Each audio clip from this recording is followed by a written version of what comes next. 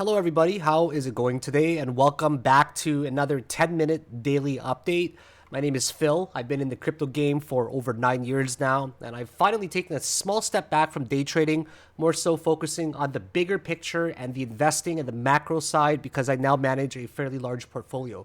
So the goal of these 10-minute updates is to catch you up as fast as possible and not waste your time. So I will be giving you multiple updates just like this every day, and each time you watch it, you will be very informed and you'll be glad that you did. So please do like my content and also subscribe to the channel if you haven't already.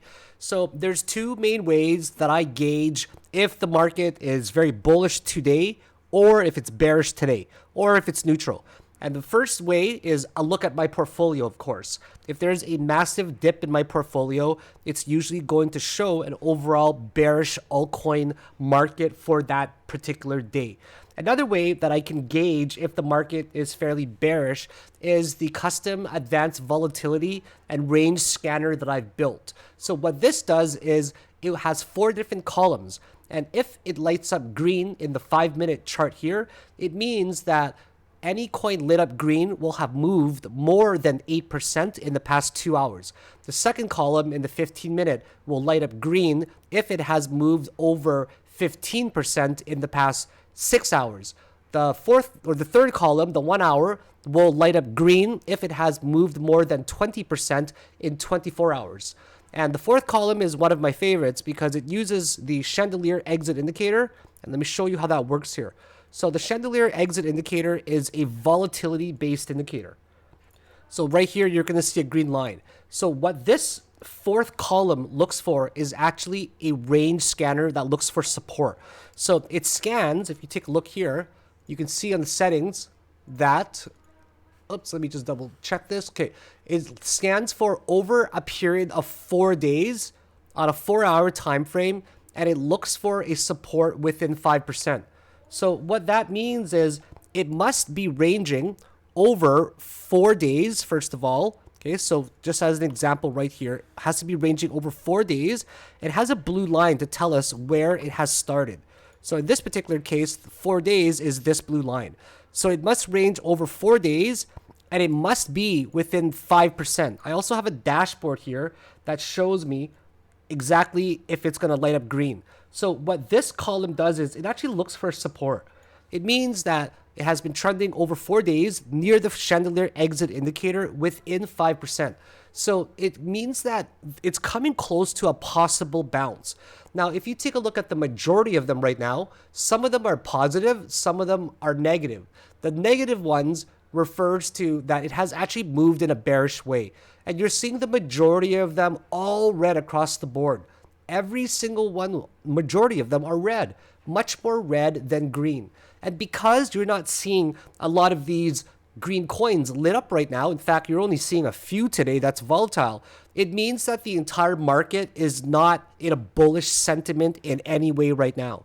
So because of the combination of my portfolio that's in the red today by a few $100,000, and also this indicator of mine, the volatility and range scanner, it's showing me that the market is starting to slightly come to a conclusion that we might be at a short-term top. Now, I want to take a look at some of the factors right now that is indicating some extreme greed levels. So if we take a look at the fear and the greed index right now, we are reaching some monstrous zones.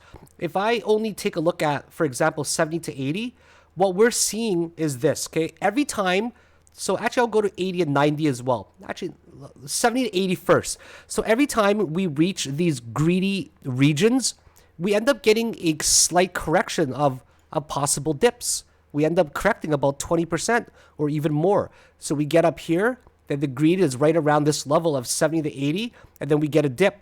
We get there around 70 to 80, we get a dip. It's actually been very rare when we've had the 90 ranges. It's only been a few times. But don't get me wrong, I'm not saying that we're going to correct just because the greed level is incredibly high right now. These greed levels can continue for a very, I apologize, you guys don't even see this, but this is all that you were missing, okay? Right here. This is the fear and the greed table over here. And you can see that every time we get to a high level, we end up correcting to the downside. But the thing is, we could stay in these greed zones for a hyper extended period of time when we're in a bull market. Not only that, if you also take a look at the historical risk levels, these risk levels can also hover extremely high for a long period of time.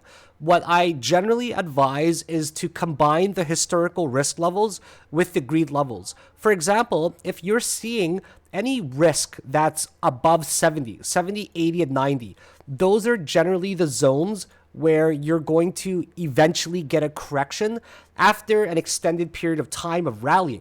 And when these greed levels go from 70 to 100, the historical risk level will also get closer to 1. And every time we have reached all-time highs, the historical risk levels have always reached very close to 1. If you take a look at, for example, in 2017, the historical risk level here was actually at 0.942. And then in 2021, we ended up reaching a very high point as well, over 9. So right now, our historical risk level is still about 0.733. And it already smashed the previous high over here around the 0.7 ranges. And in my opinion, we're going to continue to go for probably a little bit longer before a correction eventually begins. Now, nobody wants to hear that, right? People are going to hate me for saying, oh, a correction is going to begin. But that is just the nature of how cycles go. They rally extremely hard because the greed cycle is so high and the historical risk levels reaches a certain point, and then it eventually has to correct.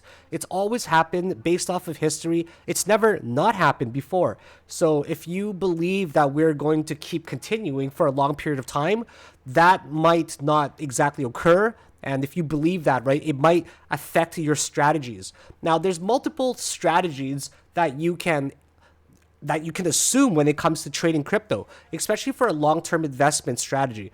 There's the strategy of course, having like diamond hands where you're not going to sell anything until Bitcoin reaches a very specific amount much later into the Bitcoin bull market cycle. And if we know anything is that after the ROI halving period, there's always a major period of up to 525 days to 545 days of a major bull market that has occurred. And we have not even reached the halving yet. And regardless of if we get a dip before or after the halving, it doesn't matter. It's irrelevant simply because if you give it 500 to 550 days, we're eventually going to reach all-time highs as well. So if you have the diamond hands, like myself, for example, I don't plan to sell anything in my portfolio at all. And if I do plan to sell anything, or if anybody does, take this with a grain of salt. This is not financial advice, but make sure you only allocate a small portion of that portfolio where you allow yourself to take some profit. And the reason for that is because I personally believe there's a lot more risk to sell at a high rather than to just hold, because you just never know if there's going to be a dip or not.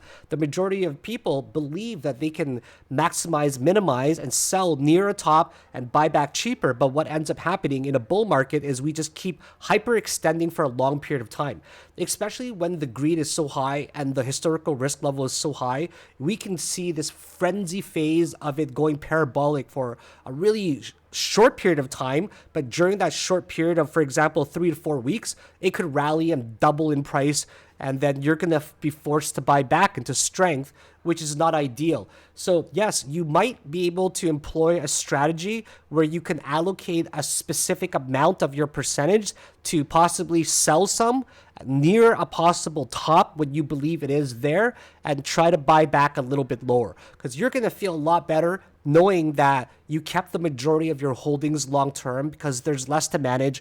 There's also less risk as well. So some people may choose to sell some of their holdings, and there's absolutely nothing wrong with that at all. Just make sure you're keeping to some strict strategies of when you're going to sell. For example, combining the fear and greed index, combining also with the historical risk levels, even the stock to flow as well. So right now, in my opinion, Bitcoin is definitely finding resistance despite breaking above that $69,000 region.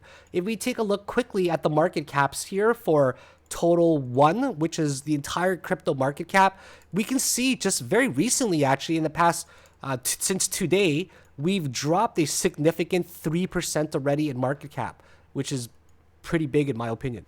And then Total 2 is going to be the entire market cap minus Bitcoin, and then we dropped 4% for that. And total 3 is the entire market cap minus Bitcoin and Ethereum. And we have dropped about 4% for that as well.